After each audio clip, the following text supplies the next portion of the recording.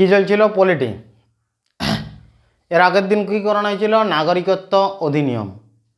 তো আজকে আমরা পলিটিতে যেগুলো করাবো, নাগরিকত্ব অধিনিয়মের লাস্ট কিছু বাকি আছে, এগুলো করাবো, বেসিক যে জিনিসগুলো।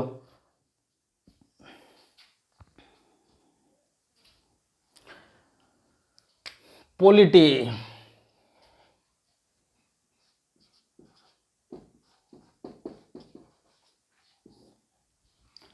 পলিটির মধ্যে কি ছিল? নাগরিকত্ব অধিনিয়মের মধ্যে যেমন বেসিক যে জিনিস, আজকে আমরা করাবো কি? এনআরআই। আগের দিন কি করানো হয়েছিল? নাগরিকত্ব অধিনিয়ম 1955 সালে যেগুলো এসেছিল, জন্মের উপর ভিত্তি করে, বংশের উপর ভিত্তি করে, তারপরে রেজিস্ট্রেশনের মাধ্যমে, পঞ্জীকরণের মাধ্যমে, দেশীয়করণের মাধ্যমে, আর অর্জিত ভূমির মাধ্যমে, এই 5টা নাগরিকত্ব দেওয়ার জন্য 1955 সালে যে অধিনিয়ম এসেছিল, এই 5টা নিয়মের মাধ্যমে ভারতের নাগরিকত্ব দেওয়া যাবে। তো এগুলো আগের দিন করানো হয়েছিল। নাগরিকত্ব শেষ হওয়ার কারণ কি সেটাও করানো হয়েছিল। আজকে আমরা করব কি? এনআরআই। এনআরআই হচ্ছে কি? Non resident Indian. Non resident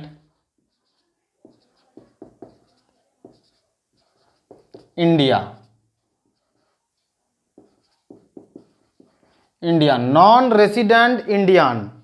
non resident Indian মানে ইন্ডিয়া, নন রেসিডেন্ট ইন্ডিয়া মানে ভারতের জন্ম নিয়েছে কিন্তু ভারতে মানে বসবাস করেনি। ভারতে বসবাস করে মানে কমপক্ষে 6 মাস ভারতের নাগরিকত্ব আছে। নন রেসিডেন্ট ইন্ডিয়া বলতে কি না, এর নন রেসিডেন্ট ইন্ডিয়া এনআরআই বলতে ভারতের নাগরিকত্ব আছে,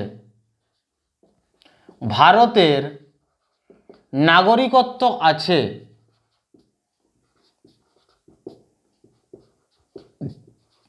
ভারতের নাগরিকত্ব আছে, ভারতের নাগরিকত্ব আছে।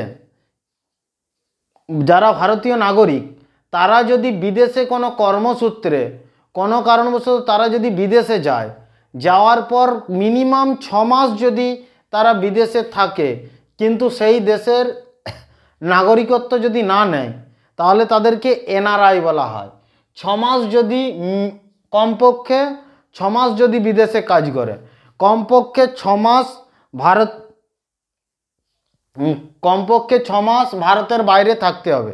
এনআরআই বলতে কি? কমপক্ষে 6 মাস ভারতের বাইরে থাকতে হবে। ভারতের নাগরিকত্ব আছে মানে ভারতের নাগরিক সে। ওই ব্যক্তি কোনো ব্যক্তি যদি কমপক্ষে 6 মাস ভারতের বাইরে থাকে তাদেরকে এনআরআই বলা হয়। যদি কমপক্ষে 6 মাস 6 মান্থ ভারতের বাইরে থাকে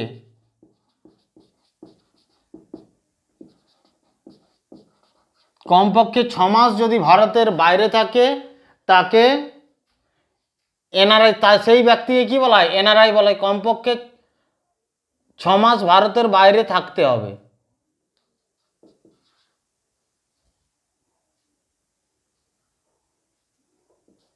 ছ মাস যদি ভারতের বাইরে থাকে তাদেরকে এনআরআই বলা হয়।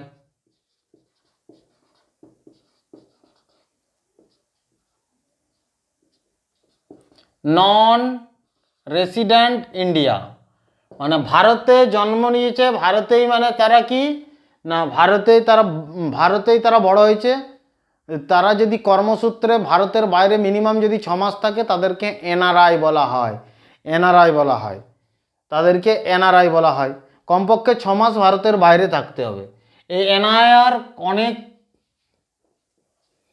বিদেশে টাকা রোজগার করছে, বিদেশে খাবার খাচ্ছে এনআরআই যারা আছে। এনআরআই মানে এখানে যারা ধরো এখান থেকে বিদেশে দুবাইয়ে কাজ করছে, বাইরে যে কাজ করছে, আমেরিকায় কাজ করছে, ইসরায়েলে কাজ করছে, ধরো রাশিয়াতে, ইউক্রেনে, বিভিন্ন দেশে যারা কাজ করছে তাদেরকে এনআরআই বলা হয়। আমাদের এখান থেকে চলে গেছে ছেড়ে, সংসার টংসার ছেড়ে চলে গেছে, সেখানে যে কাজ করছে, সেখান থেকে টাকা পাঠাচ্ছে বাড়িকে, মানে সেখানে তারা সেখানে খাবার খাচ্ছে, সেখানে টাকা রোজগার করছে, আবার টাকা পাঠাচ্ছে কোথায়? ভারতকে, আমাদের দেশকে। এনআরআই ভারতের ইকোনমির ক্ষেত্রে একটা গুরুত্বপূর্ণ অবদান রাখে। গুরুত্বপূর্ণ অবদান রাখে কারা? এনআরআই। তো এই এনআরআই মিনিমাম 6 মাস ভারতের বাইরে কাজ করতে হবে, তাদেরকে তখন এনআরআই হিসাবে গণ্য করা হবে। তারপরে কি? Person of Indian origin. 2 নম্বর কি? Person of, PIO, person of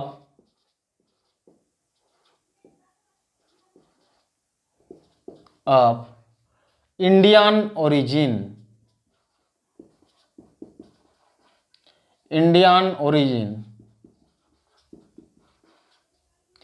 person of Indian origin মানে ভারতীয়, পার্সন অফ ইন্ডিয়ান অরিজিন মানে ভারতীয় বংশভূত কোনো ব্যক্তি যদি ভারত থেকে চলে গেছে, কোনো একটা ফ্যামিলি, যেমন ভারত থেকে ঋষি সুনক ব্রিটেনের প্রধানমন্ত্রী, সে যেমন ভারতীয় বংশভূত, পার্সন অফ ইন্ডিয়ান অরিজিন, সে ভারত থেকে বিদেশে ব্রিটেনে চলে গেছে। তো ব্রিটেনে যে কোনো একটা প্রতিষ্ঠিত ভালো জায়গায় আছে, তো সেই জায়গাতে যখন আছে, তাদের এখানে পূর্ব যে বংশ আছে, তাদের আত্মীয় স্বজন পরিজন, মানে মাঝে মধ্যে তারা যদি আসে, তখন এলে কি হয়? পার্সন অফ ইন্ডিয়ান অরিজিন ভারতের মধ্যে যখন আসবে, তখন তাদের সঙ্গে ভারতে, আমাদের দেশে ভেদাভেদ করা হতো। যেমন তাজমহল দেখতে গেলে আমাদের একটা আলাদা টিকিট আছে, যারা ভারতীয় নাগরিক তাদের জন্য আলাদা, ভারতের নাগরিকদের যে সুযোগ সুবিধা আছে সেটা একটা আলাদা, আর মানে কম পয়সায় হবে। বিদেশিরা যদি ঘুরতে আসে তাদের জন্য বেশি টাকা লাগবে, একটা আলাদা, যে একটা ভেদাভেদ আছে, ডিফারেন্স আছে। সেম ডিফারেন্স কি? পার্সন অফ ইন্ডিয়ান অরিজিন, যারা ভারতীয় বংশভূত, বিদেশে তাদের জন্ম হয়েছে, জন্ম তাদের বিদেশেই হয়েছে, বিদেশের নাগরিকত্ব পেয়েছে, প্রতিষ্ঠিত আছে ভারতে, তাদের মানে পূর্বপুরুষ পরম্পরায় আছে, তাদের সেখানে বেড়াতে আসে, দেখতে আসে, কিন্তু তাদের সঙ্গে সেটা কি করতো না, একটা ভেদাভেদ হতো। পরবর্তীকালে 2015 সালে করলো কি না, সেটাকে পরিবর্তন করে তাদের সঙ্গে ভেদাভেদ করা হবে না। 2015 সালে সেটাকে চেঞ্জ করলো, ভারতে তাদের ভেদাভেদ করা হতো, 2015 সালে সেটা সংশোধন করা হয়েছে। 2015-তে সংশোধন করা হয়েছে কি, সেই পার্সন অফ ইন্ডিয়ান অরিজিনদের সঙ্গে ভারতবর্ষে যদি আসে তারা, তাদের সঙ্গে কোনো রকম ভেদাভেদ করা হবে না 2015 সালে। ভেদাভেদ না করাটাই বেটার, কারণ যারা প্রতিষ্ঠিত আছে তারা যদি ভারতে এসে কোনো রকম লগ্নি করে, ঋষি সুনক যদি ভারতে আসে, তো ভারতের ক্ষেত্রে খুব আমাদের সেটা বেটার। কোনো বিজনেস ডিল যদি হয়, সেই ক্ষেত্রেও আমাদের ভারতের প্রফিট হবে। তো সেই জন্য কি, তাদের সঙ্গে নর্মাল ভারতীয়দের মতোই আচরণ করা হবে, তাদের সঙ্গে কোনো রকম ভেদাভেদ করা হবে না। 2015 সালে সেটাকে, এই নিয়মটাকে চেঞ্জ করা হয়েছে। 2015 সালে কি, তাদের সঙ্গে ভারতীয় বংশভূতদের সঙ্গে কোনো রকম ভেদাভেদ করা হবে না। 3 নম্বর কি? OCI.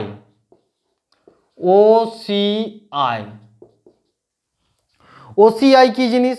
Oversize citizenship of India. OCI কি জিনিস? Oversize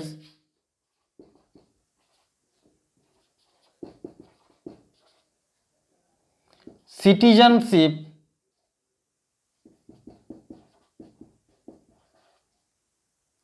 oversized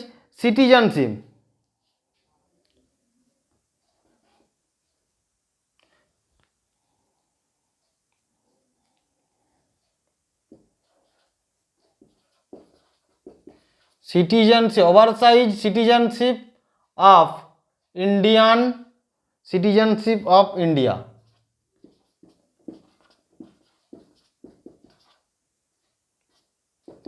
oversize citizenship of India. Oversize citizenship of India বলতে কি বুঝি আমরা? ওভারসাইজ সিটিজেনশিপ অফ ইন্ডিয়া বলতে ভারতে জন্ম, কিন্তু কোনো প্রতিষ্ঠিত হয়ে গেছে, বিদেশে কর্ম করতে গেছে, সে বিদেশে যে সেটেল হয়ে গেল, ওখানে নাগরিকত্ব নিয়ে নিল, বিদেশে নাগরিকত্ব নিয়ে নিল, এদেরকে কি বলা হতো? Oversize citizenship of India. বিদেশে নাগরিকত্ব নিয়ে নিলে 2005 সাল থেকে তাদের সঙ্গে ভারতে কোনো ভেদাভেদ করা না, তাদের সঙ্গেও ভেদাভেদ করা হতো। মানে ভারতের নাগরিকত্ব একেরই নাগরিকত্ব, যারা ভারতে জন্ম হয়েছে, মানে কোনো ব্যক্তির যদি জন্ম হয় ওভারসাইজ সিটিজেনশিপ অফ ইন্ডিয়া, ধরো কোনো ব্যক্তির জন্ম হয়েছে ভারতবর্ষে, আমাদের দেশে জন্ম হয়েছে, এরপর আমেরিকায় কোনো একটা ভালো কোম্পানিতে চাকরি পেয়েছে, সেখানে প্রচুর পরিমাণে স্যালারি আছে, তো সেখানে আমেরিকাতে যে পুরো ফ্যামিলি পর্যন্ত যে সেখানে করলো কি, সেখানেই সে সেটেল হয়ে গেল, কিংবা সেখানে বিয়ে করে সেখানে নাগরিকত্ব নিয়ে সেই দেশের নাগরিকত্ব নিয়ে নিল, মানে ভারতের নাগরিকত্ব কমপ্লিটলি খতম। তাহলে ভারতের নাগরিকত্ব যখন শেষ হয়ে গেল, ওখানে কি তারা ভারতের নাগরিক নয়? তো সেই ব্যক্তি যদি ভারতবর্ষে আসে, ভারতের জন্ম, তার ভারতে তার ফ্যামিলি আছে, সবাই আছে, সে যদি আরও পুনরায় ভারতে ঘুরতে আসে, ভারতের নাগরিকত্ব নয়, নাগরিকত্ব নেই ভারতের, তো তার সঙ্গে ভেদাভেদ করা হতো। সেম তাদেরকে ভারতের যেমন বিদেশি লোকের সঙ্গে যেরকম আচরণ করা হয়, তাদের সঙ্গেও সেম আচরণ করা হতো। তো সেই সব ব্যক্তিদেরকে কি না, ভারতের যাতে আসে এবং রিটার্ন আসে, তাদের সঙ্গে যাতে কোনো রকম ভেদাভেদ না করা হয়, তো নাগরিকত্ব সংশোধন করা হয়েছিল কত, 2005 সালের যে সংশোধনী অ্যাক্ট এসেছিল, নাগরিকত্ব সংশোধনী অ্যাক্টে তাদের সঙ্গে ভেদাভেদ করা যাবে না। ওভারসাইজ সিটিজেনশিপ অফ ইন্ডিয়ার সঙ্গে 2005 সালে কি করেছে, তাদের সঙ্গে কোনো রকম ভেদাভেদ করা যাবে না। ভারতের জন্ম, বিদেশের নাগরিকত্ব নিয়ে নিয়েছে, তারা যদি ভারতে আসে কোনো বেড়াতে আর করতে, তাদের সঙ্গে কোনো রকম মানে ভারতবর্ষে আর ভেদাভেদ করা হবে না। সেটা বলা হয়েছিল কত, 2005 সালের সংশোধনী অ্যাক্টে সেটা করা হয়েছে, সংশোধনী অ্যাক্টে করা হয়েছে। আবার যদি এটাতে এরকমও করা হয়েছে, ভেদাভেদ করা হবে যদি সে কোনো শত্রু দেশের নাগরিকত্ব নেয়, যদি পাকিস্তানের নেয়, ভারতের মিত্র দেশের নাগরিকত্ব নিলে তাদের সঙ্গে কোনো রকম ভেদাভেদ করা হবে না। যদি কোনো ভারতের শত্রু দেশের সঙ্গে যদি পাকিস্তানের নাগরিকত্ব নেয় কেউ ভারতের থেকে যে, তাকে অবশ্যই তার বিদেশিদের মতোই আচরণ করতে হবে, তার সঙ্গে সমস্ত রকম জাজমেন্ট করতে হবে। নাহলে এক ব্যক্তি আছে নিজের স্বার্থের জন্য দেশকে মানে কোথায় বিক্রি করে দেবে কোনো ঠিক নেই, নিজের স্বার্থ নিজের পকেট ভরে গেলেই যথেষ্ট, এনাফ। তো এদেরকে সব জায়গায় আমাদেরকে দেখতে হবে কোথাকার নাগরিকত্ব নিয়েছে, সে ব্যক্তি হিসাবে কেমন, সেই অনুযায়ী তাকে সেই রকম সুযোগ সুবিধা দেওয়া হবে, পার্সন উপর ডিপেন্ডেন্ট করবে। এটা হচ্ছে কি নাগরিক ওভারসাইজ সিটিজেনশিপ অফ ইন্ডিয়া, বোঝা গেল এই পর্যন্ত। পরবর্তী আমাদের আছে কি পাসপোর্ট।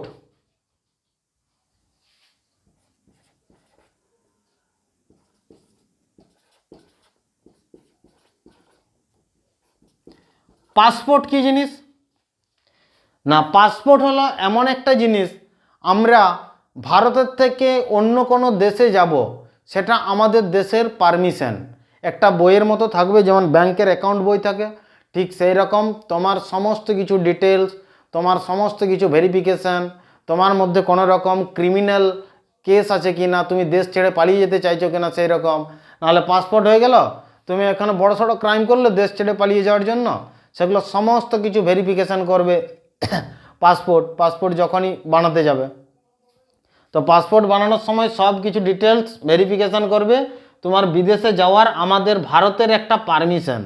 পাসপোর্ট মানে কি, আমাদের দেশ থেকে বিদেশে যাওয়ার পারমিশন, আমাদের দেশ থেকে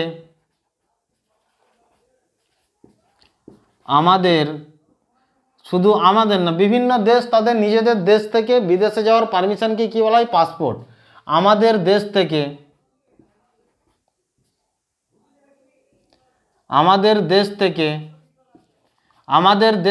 বিদেশে যাওয়ার পারমিশন,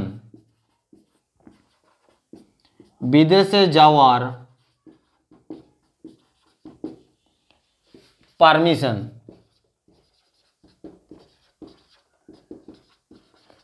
আমাদের দেশ থেকে বিদেশে যাওয়ার পারমিশন, এটাকে কি বলবো না, পাসপোর্ট। আমাদের দেশ থেকে বিদেশে যাওয়ার পারমিশন, এটাকে কি বলা হবে, পাসপোর্ট। আমাদের দেশ থেকে বিদেশে যাওয়ার পারমিশন, তাকে কি বলবো, পাসপোর্ট। তো এই পাসপোর্ট বলতে কি, আমাদের দেশ থেকে বিদেশে একটা বই থাকবে, সেখানে তোমার ফটোকপি ছবি থাকবে, এবং পাসপোর্ট দেখে সেই বই যখনই পাসপোর্ট যখনই করবে, এরকম ধরো পাসপোর্ট একটা বই থাকবে এরকম। তো পাসপোর্ট বিভিন্ন ব্যক্তির ক্ষেত্রে বিভিন্ন রকম পেজের হয়, যারা অনেকবার বিদেশ যাবে তাদের ক্ষেত্রে মোটা হবে, তারা প্রথম থেকে করে নেবে। যেমন আমরা ব্যাংকের চেক নিই, যে আমাদের নর্মাল যাদের চেক বেশি ব্যবহার হয় না, তারা ছোট 10 পেজের একটা চেক তাদেরকে দেবে। আর যাদের কন্টিনিউয়াসলি ব্যবহার হয় তাদেরকে একেবারে পুরো 115 পেজ 150 পেজের চেকবুক তাদেরকে দেওয়া হবে। তো এই পাসপোর্টে তাদের ছবি থাকবে এবং এই জায়গায় বিদেশে যে যাবে, তো বিদেশে যাওয়ার সময় কোন দেশে গিয়েছে এরকম পুরো স্ট্যাম্প দেওয়া থাকবে, সেই দেশের একটা সেই পাসপোর্টে স্ট্যাম্প দিয়ে দেবে। সেই স্ট্যাম্পটা অনুযায়ী দেখে কোন দেশে কতবার গেছো, যে এই পেজটা কতবার গেছো পাসপোর্ট দেখেই বলা যাবে। তো পাসপোর্টে এরপরে সেই পাতাটা যদি ছিঁড়ে দাও জানতে পারবে কি, কিন্তু পাসপোর্টের প্রত্যেকটা পাতা নাম্বারিং করা থাকে যে তোমার আরেকটা পাতাকে পেজ গেল কোথায়। তো ওই জায়গায় থাকবে। পাসপোর্ট নিয়ে যাওয়ার পর এরপরে কি ভিসা। ভিসাটা কি জিনিস?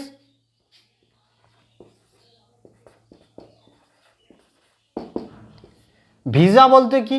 ভিসা বলতে আমাদের দেশ থেকে যে যাব, যে অন্য কোনো দেশ, ভিসা বলতে কি অন্য কোনো দেশ তোমাকে যে এন্ট্রি করবে, যে এসো আমার দেশে, তোমাকে যে অনুমতি দেবে যাওয়ার। আমরা তো যাচ্ছি, ধরো কোনো আমেরিকাতে যাচ্ছি, আমেরিকা যাওয়ার পারমিশন ভারতবর্ষ থেকে আমি নিচ্ছি, ভারতবর্ষ আমাকে যাওয়ার জন্য পারমিশন দিচ্ছে, সেটা পাসপোর্ট। ভিসা বলতে কি, সেটা আমাদের কোথায় দেবে না, আমেরিকাতে যখন যাব আমেরিকা সেটা আমাকে পারমিশন দিবে, সেটা ভিসা। কোনো দেশে ভিসা বলতে কি না, যে দেশে যাবে সেই দেশের, যে দেশে যাবে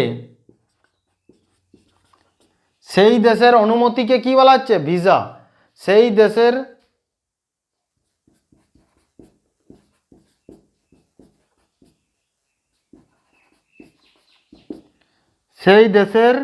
অনুমতি নেওয়াকে ভিসা বলা হচ্ছে, সেই দেশের অনুমতি।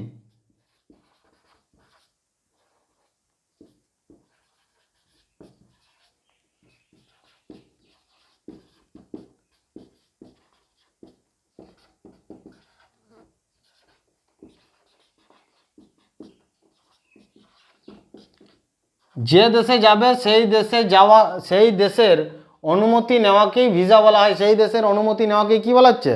ভিসা বলা হচ্ছে। সেই দেশের অনুমতি নেওয়াকেই ভিসা বলা হচ্ছে। তো এই ভিসা বিভিন্ন প্রকারের হয়। তো এই ভিসা যে বিভিন্ন প্রকারের হয়, যেমন H1 ভিসা, সফটওয়্যার, আমেরিকাতে যারা সফটওয়্যারের চাকরি করতে যায় তাদেরকে H1 ভিসা। ভিসা বলতে কি, ভিসা কাদেরকে ইজিলি দেওয়া হয়, যেমন সেই দেশের আমেরিকাতে যদি কেউ বেড়াতে যায়, কেউ যদি ঘুরতে যায়, কেউ চিকিৎসা করতে যায়, তো পড়াশোনা করতে যায়, সেই ক্ষেত্রে কি সেই দেশের মানে সব জায়গাতে সেই দেশের প্রফিট হবে, সেই দেশ ইজিলি তাকে ভিসা দিয়ে দেবে। আবার যদি চাকরি করার জন্য যায়, কর্মসূত্রে যায়, কর্ম করার জন্য, সেটা সেই দেশের লস, তাহলে সেই দেশ ইজিলি তাকে ভিসা দেয় না।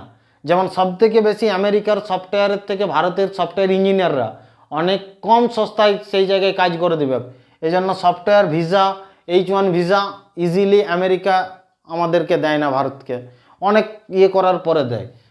কাজ করতে যাওয়ার জন্য যে ভিসা সেই দেশ থেকে নিতে হলে অনেক ক্রিটিক্যাল লাগে। আর যেগুলো আমাদের নর্মাল ভিসা সেগুলো ইজিলি। অনেক দেশ আছে যে আমরা ভিসা ইজিলি, কোনো ভিসাই দরকার নেই, তুমি পাসপোর্ট করেছো চলে এসো, তোমাকে স্বাগতম, এন্ট্রি করে যাও, তোমাকে ভিসাতে স্বাগতম। অনেকগুলো দেশ আছে। তো যেমন আর একটা কি আছে, visa on arrival. Visa on arrival,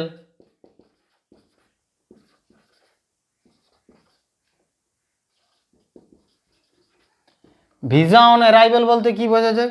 visa on arrival বলতে কি, আমি পাসপোর্ট করে চলে গেলাম, ধরো জাপানে যদি যাই, জাপানের সাথে আমাদের সম্পর্ক ভালো, তো পাসপোর্ট করে আমি জাপানে চলে গেলাম।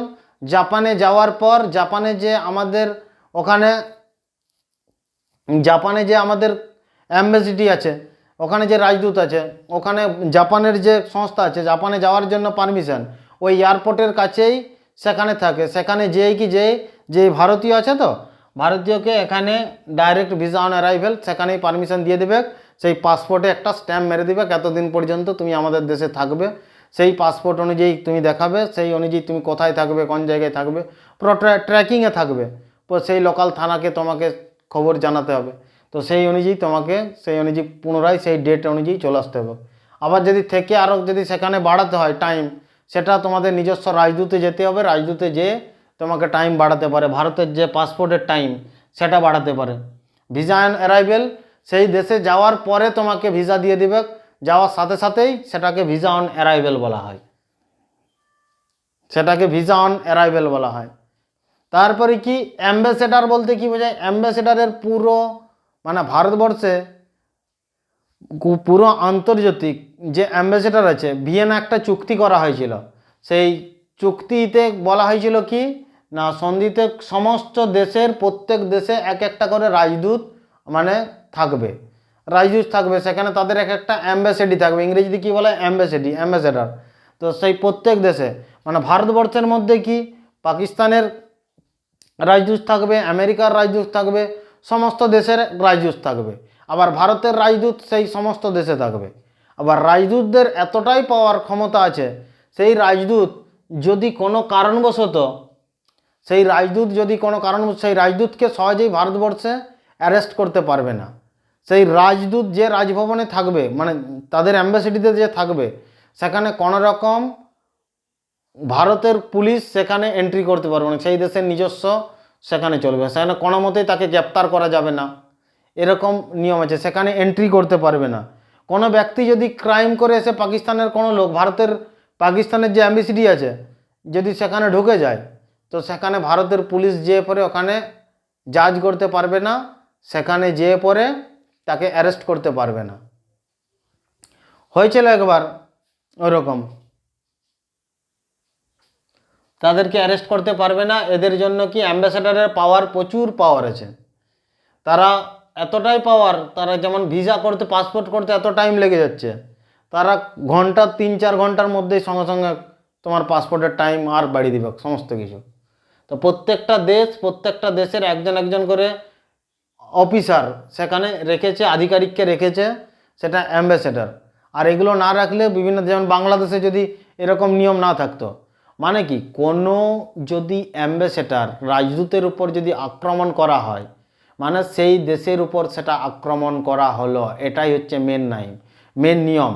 তো এই নিয়ম অনুযায়ী সেই দেশের অ্যাম্বাসেডারের উপর যদি আক্রমণ হয়, মানে সেই দেশের উপর আক্রমণ হয়েছে, সেই দেশের উপর মানে তার বিরুদ্ধে সে আক্রমণ করতে পারে আন্তর্জাতিক নিয়ম অনুযায়ী, যার কারণে রাজদূতদেরকে মানে সহজে ইজিলি কেউ আক্রমণ করতে পারবে না, মানে কোনো পুলিশ সেখানে জাজ করতে পারবে না।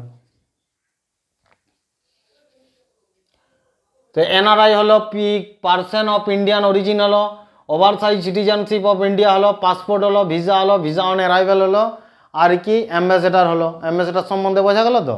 প্রত্যেকটা দেশের এক একটা করে রাজদূত প্রত্যেকটা দেশেই মানে বসানো আছে, সেখান থেকে সেই দেশের ভিসা, পাসপোর্ট সমস্ত কিছু, সেই দেশের পাসপোর্ট, ভিসা দেওয়া সেই দেশের প্রতিনিধি দেবে যে দেশে যাবে, আর পাসপোর্ট আমাদের দেশের তরফ থেকে দেওয়া হবে। এগুলো লিখে নাও।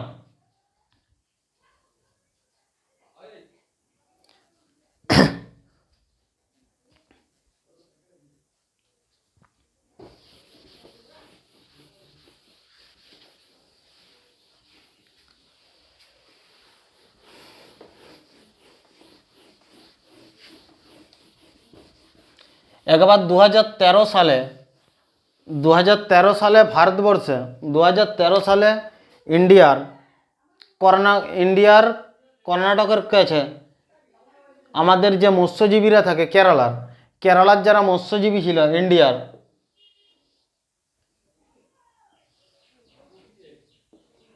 এই জায়গায় যে ইন্ডিয়ার মৎস্যজীবী ছিল,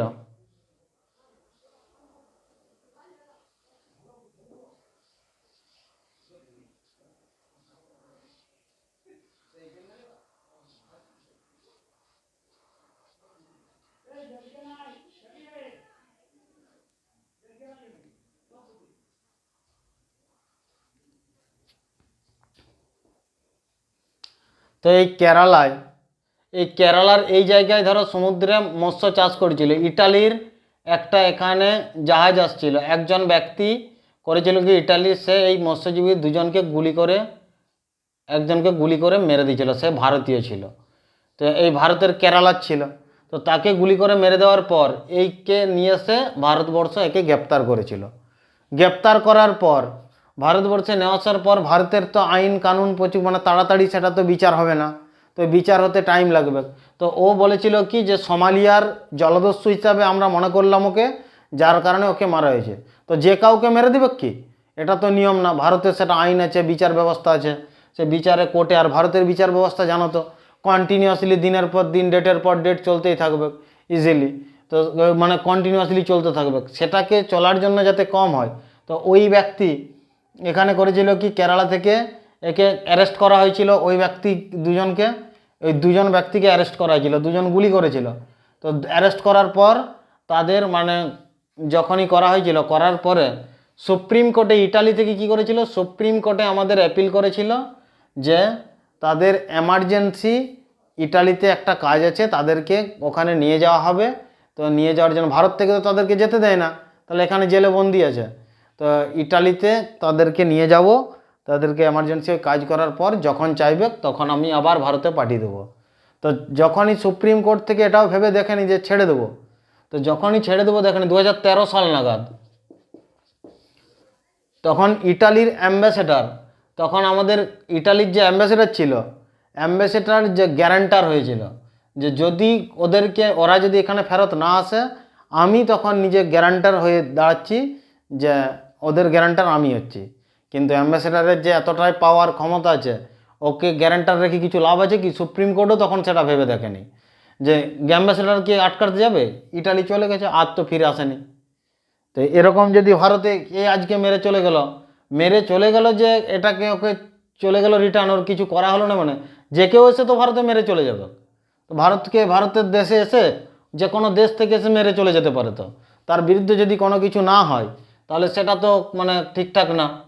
তো ইটালি থেকে আর আসছে না সে দুজন ব্যক্তি, যখন রিটার্ন আসছে না, ভারত যতবার বলছে নোটিশ পাঠাচ্ছে, ওদেরকে ইটালি পাঠাচ্ছে না। যখনই পাঠায়নি, অ্যাম্বাসেডারকে বলছে, অ্যাম্বাসেডারের তো ভবনে তাকে অ্যারেস্ট করতে পারবে না, কিছুতেই পারবে না, তার তো নিয়ম নেই। ইটালির আবার ওখান থেকে করলো কি, ভারতের যে অ্যাম্বাসেডার আছে সেই ভারতের অ্যাম্বাসেডার, ভারত থেকে বলা হলো কি ওখান থেকে চলে এসো, কোনো সম্পর্ক রাখবো না এখানে। ভারতের অ্যাম্বাসেডারকে বলে দিল ভারতের সাথে কোনো সম্পর্ক রাখার দরকার নেই, আমাদের সাথে সম্পর্ক সম্পূর্ণ খারাপ।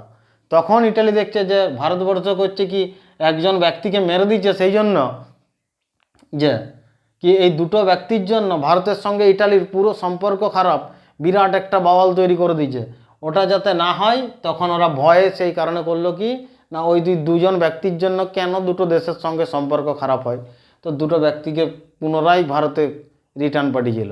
ওই কেসের জন্য, ভারতের আইনের জন্য করেছিল কি, ওই দুটো ব্যক্তিকে যাতে রিটার্ন নিয়ে আসা হয়, সেই জন্য ভারতবর্ষে এতটা পরিমাণে মানে প্রেসার ক্রিয়েট করেছিল, ইটালির সাথে সম্পূর্ণ সম্পর্ক আমাদের শেষ, যাতে সম্পর্ক থাকে, সেই জন্যই কি না ওই দুজন ব্যক্তিকে আবার ভারতে পাঠিয়েছিল এবং তাদের সাজা ঘোষণা হয়েছিল। এগুলো বোঝা গেল, পরবর্তী ক্লাসে আমি আবার আলোচনা করব।